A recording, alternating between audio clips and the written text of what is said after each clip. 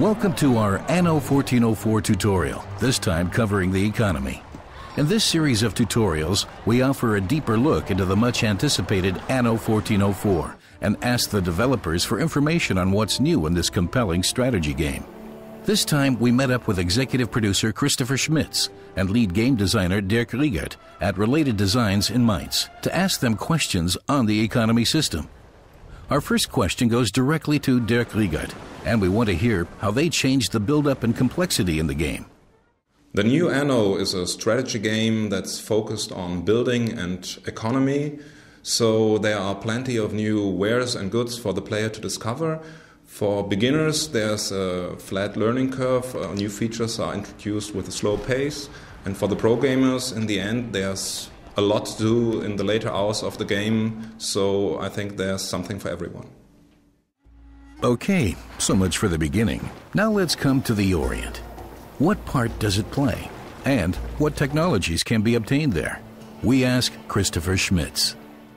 In ANNO 1404 we wanted to do something new, and we were looking for a good idea, so the fan base and the press has advised us to introduce a new culture, and yeah, here we go. We have introduced the Orient.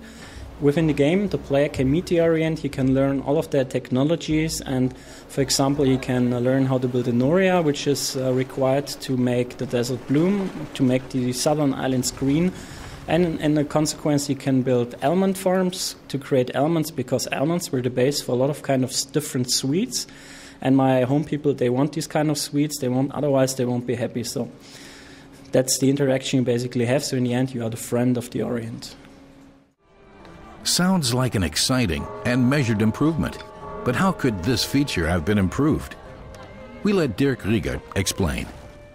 The inhabitants of the ANNO settlements have different needs, and there was a big change going on with that feature because we introduced for the first time subcategories for the different needs. For example, people will develop the need for clothing, and in the beginning the citizens will only need some linen frock, and later on in the game the aristocrats, they need other stuff such as fur coats or brocade robes, for example. So we have the possibility to make the game more complex in the end for pro gamers, but we keep it simple for the beginners, and we don't need to introduce a lot of different needs to make it more challenging, so the beginners won't lose focus.